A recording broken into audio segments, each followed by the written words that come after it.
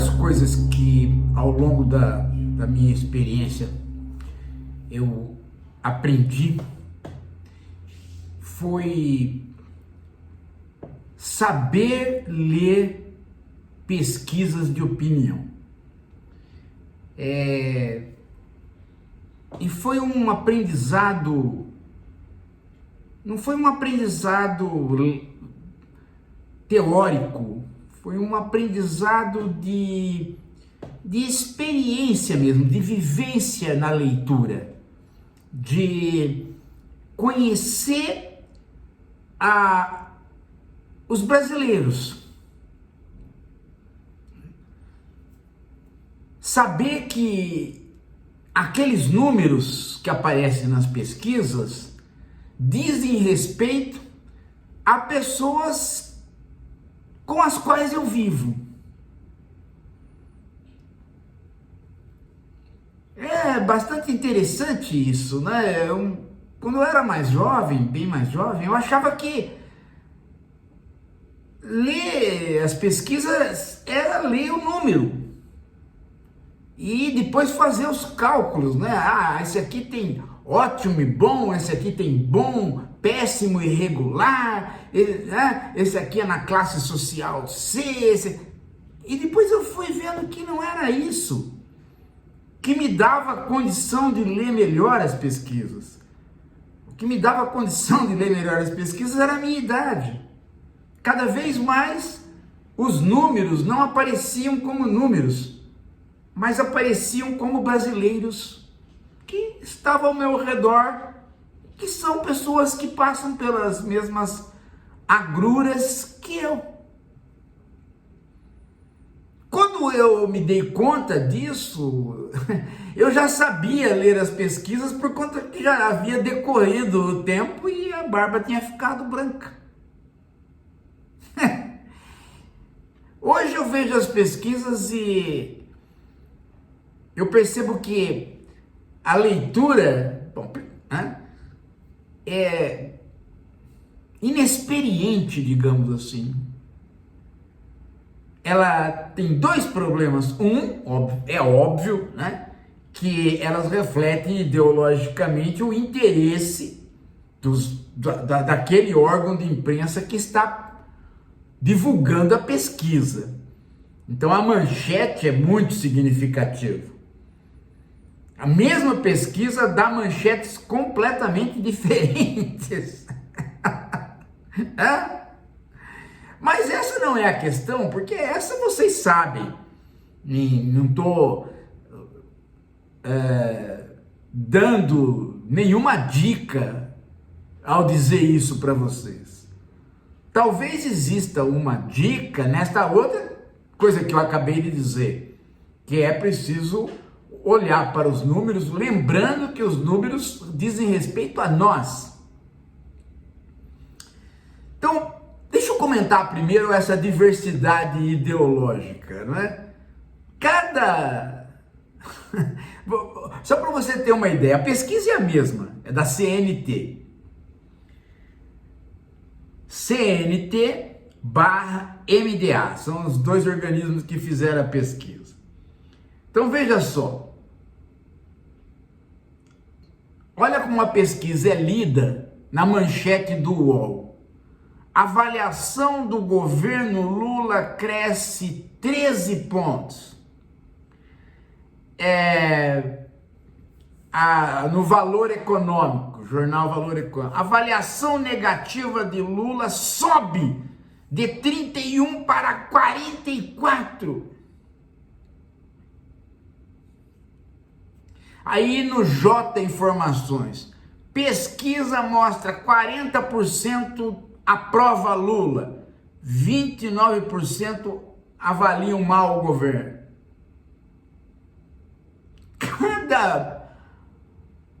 Cada órgão fala o que quiser da pesquisa. Então você precisa parar e ler a pesquisa. E olhando quais são os números que tendem a chamar a sua alma, O que você está passando no cotidiano para você poder ler a pesquisa. Quais as dificuldades que eu, como brasileiro, estou passando? E aí você vai ler a pesquisa. Sem paixões. Então você nota uma coisa. Que onde eles falam Lula, cuidado, porque é governo Lula.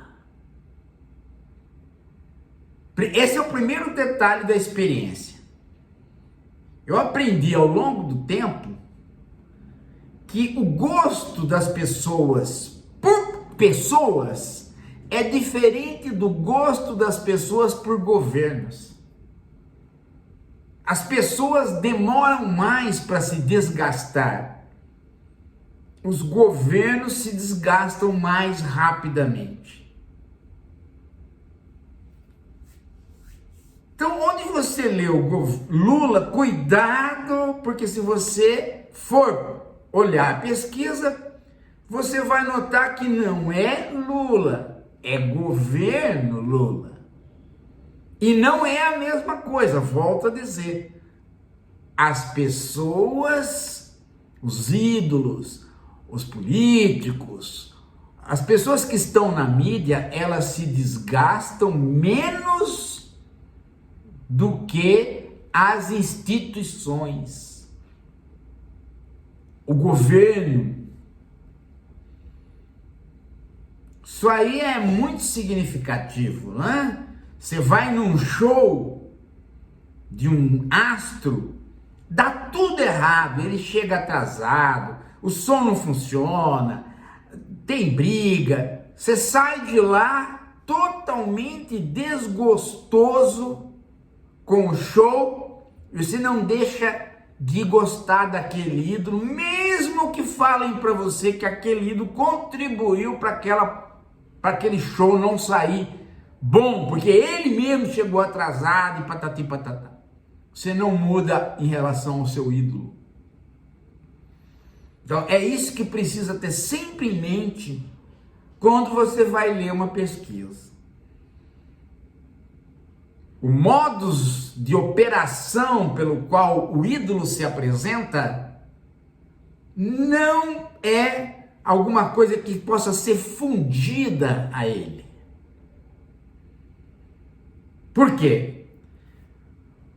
Porque a construção desse ídolo depende das suas fantasias, depende daquilo que você projeta como sendo um homem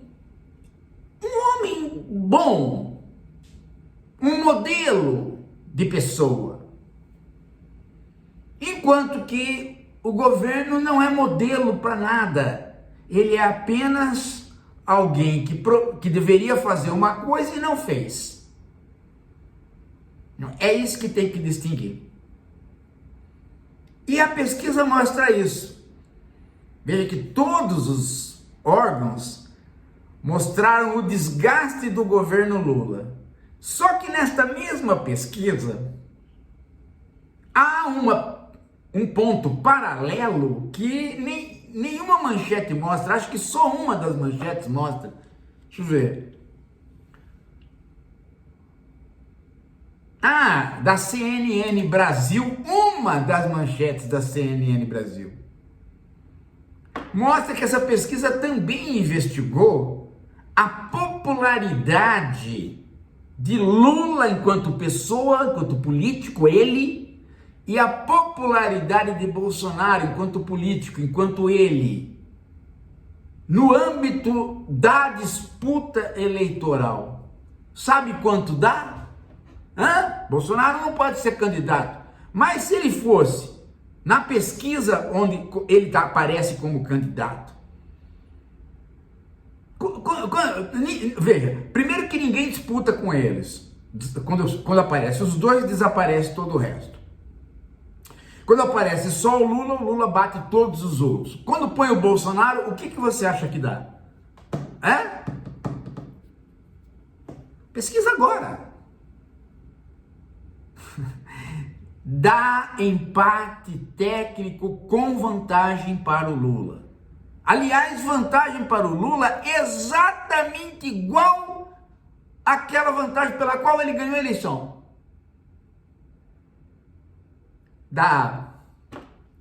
Olha só. Lula tem 30,3, Bolsonaro tem 30,1. Exatamente esta quantidade de voto pequenininha pela qual Lula ganhou, continua exatamente o Brasil na mesma posição em relação a Lula e Bolsonaro. Em outras palavras, a fantasia que você cria em relação ao que é um homem, que você acha que tem atributos, continua a mesma. Demora demais para isso mudar, porque mudar isso significa você mudar as suas fantasias, e as suas fantasias, elas não são mutáveis. Elas demoram mais para mudar do que qualquer outro tipo de avaliação. Qualquer outro tipo de pensamento que você tem. Tudo que você trabalha no âmbito do seu pensamento muda. As suas fantasias em relação ao que é uma pessoa ideal, que você gosta e que representa alguma coisa sua, uma identidade, isso demora muito mais para se desfazer.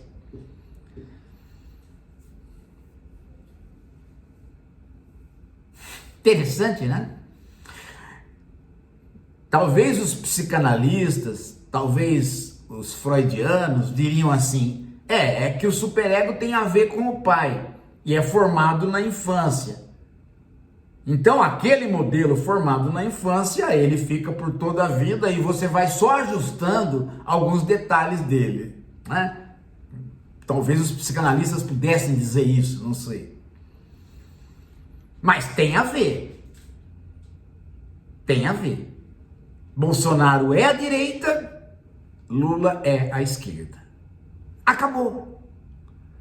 Quem quiser coisa diferente vai esperar algumas décadas, porque nesta vida aqui é desse jeito. Em outras palavras, quando o governo do Bolsonaro estava mal avaliado, Bolsonaro encostou no Lula, a eleição foi apertada. Quando o governo Lula está mal avaliado, Lula e Bolsonaro estão empatados. A população, para votar, quando tem duas figuras com as quais ela se identifica no âmbito da fantasia do homem ideal, do líder ideal, ela deixa de lado as questões reais do governo, as agruras reais do governo. Ela esquece tudo e passa a projetar o voto na fantasia, na idealidade, ou, em outras palavras, né, na identidade com aquilo que ela escolheu como pai.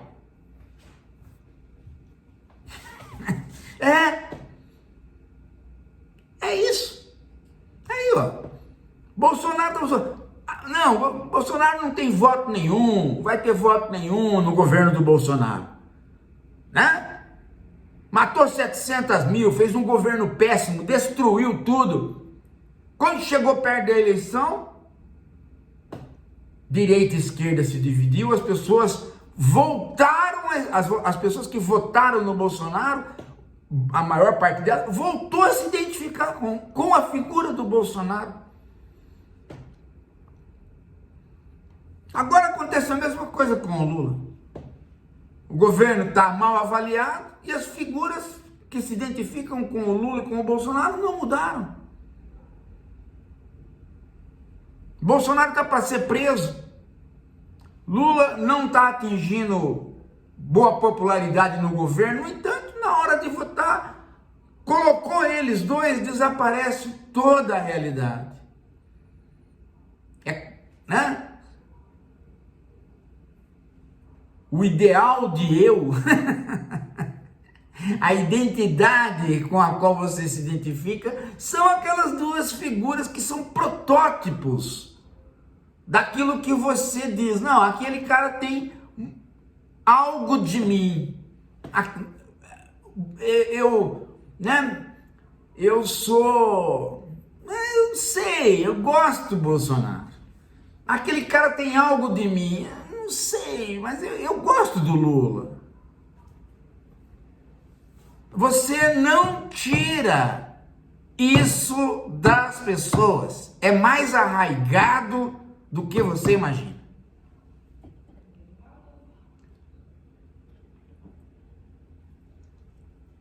Muito mais.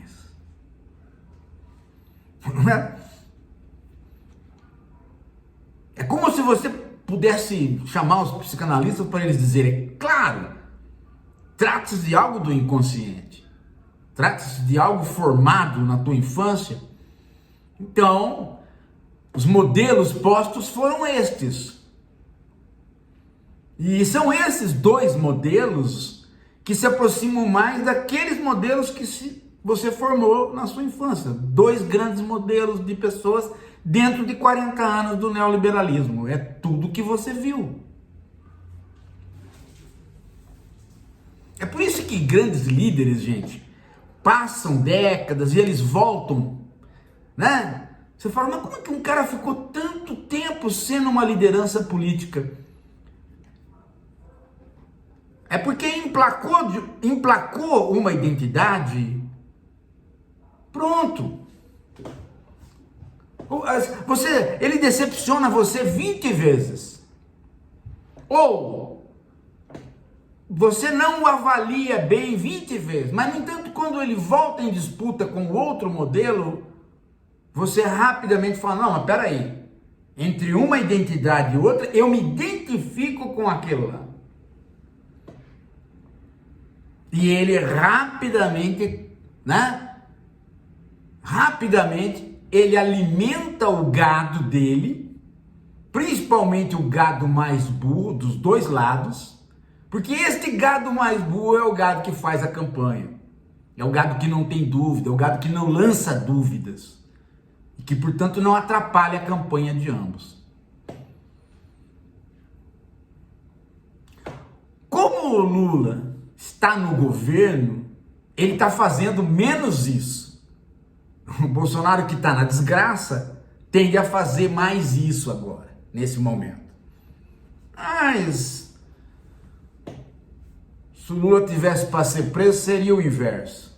O gado mais burro estaria sendo alimentado por teorias da conspiração lulistas.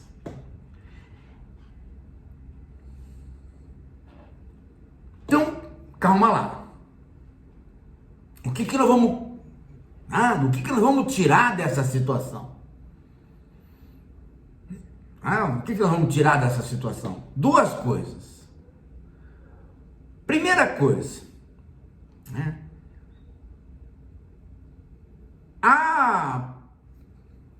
O pessoal da direita sabe que Bolsonaro está para ser preso ou condenado, mas na política dificilmente ele volta. Então esse pessoal, se fosse inteligente, estaria preocupado em achar uma substituição. Mas ao invés deles fazerem isso, eles ficam lançando na imprensa, e tem jornalista especialista nessa bobagem, de o que será do PT sem o Lula? Acontece que o PT não está sem o Lula. Quem tá sem alguém é a direita. A esquerda tem, é o Lula. Então, no campo da esquerda, a preocupação é outra. Será que o Lula recupera a popularidade deste governo no qual ele é presidente? Essa é a questão. Respostas. A minha aposta, gente, é que tanto faz. Se continuar na mesma toada, chega-se no dia da eleição e esquerda e direita vão se dividir do mesmo modo e é capaz de, dependendo de quem for o candidato da direita, eles levar os votos do Bolsonaro, sim.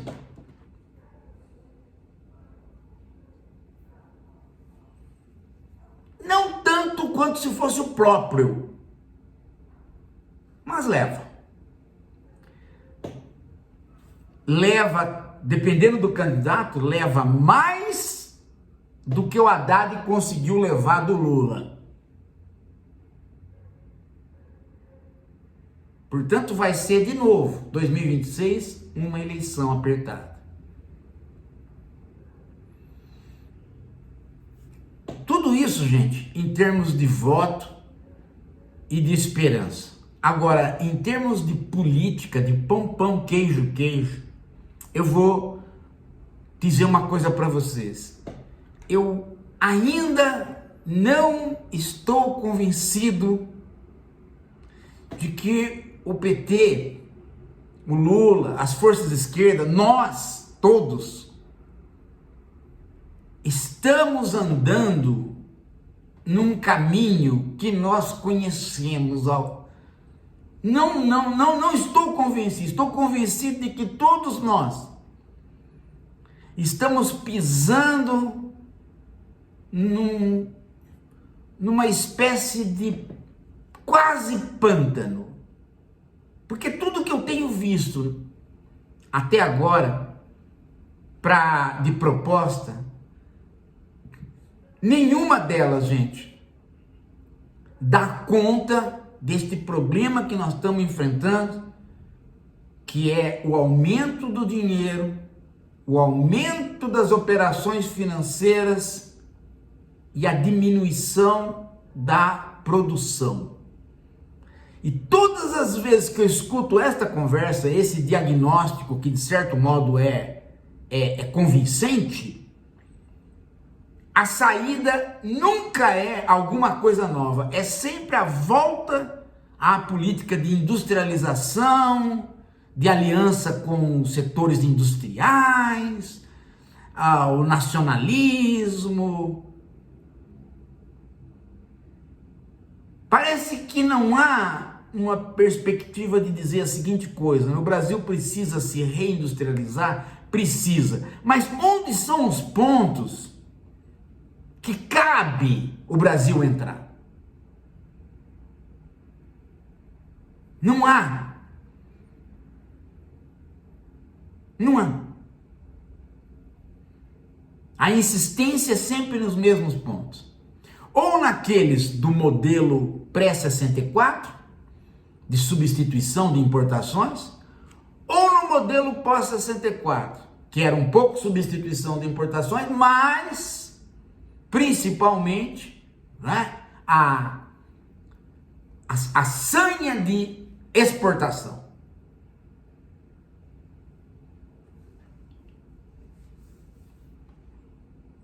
Parece que a gente não sai desta. Tanto é que hoje, semana passada, não hoje, mas acho que no começo da semana passada, né, houve, eu estou falando aqui no dia 26, né, de fevereiro de 2024, semana passada, houve aí um anúncio do Haddad, do ministro da Fazenda, que por conta do orçamento não ter sido ainda podido ser posto na praça, então iria faltar dinheiro, iria haver uma descontinuidade de dinheiro para o Plano Safra. A mesma coisa aconteceu recentemente com o programa Pé de Meia. Quando aconteceu com o programa Pé de Meia e o Lula cobriu o programa Pé de Meia, a gritaria foi geral na imprensa. Desobedeceu o arcabouço fiscal para gastar com educação. Aconteceu agora com o Plano Safra, o governo fez uma medida provisória e cobriu e conversou com os tribunais. Ó, o governo vai fazer uma medida provisória para cobrir, para não haver descontinuidade no Plano Safra, então tem que conversar com os tribunais para não caracterizar pedalada ou caracterizar qualquer coisa do tipo que saiu do arcabouço fiscal. Houve gritaria? Nenhuma. Nenhuma. Dinheiro para o agro, não há problema. Dinheiro para a educação é gasto. Ficou claro isso, porque aconteceu concomitantemente. Então a gente já sabe, a gente pode saber, pode não saber para onde a gente está caminhando, mas a gente sabe muito bem para onde se quer nos levar. Ou seja, a direita quer nos levar, os proprietários querem nos levar. Isso não sabemos, eles querem nos levar para o mesmo buraco de sempre, que o Estado os sirva.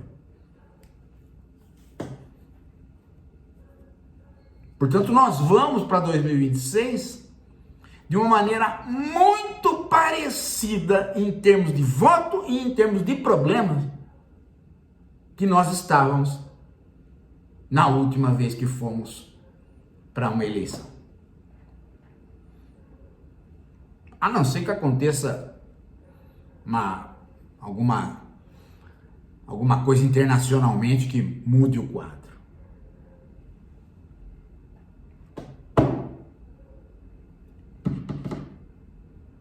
Daqui a pouco a gente volta e eu peço para vocês se lembrar, não se esqueçam, gente, de contribuir com o canal. Não há possibilidade de falar o que antigamente se falava. Ah, porque o Google pode pagar, porque não sei. Não tem, gente. Não tem.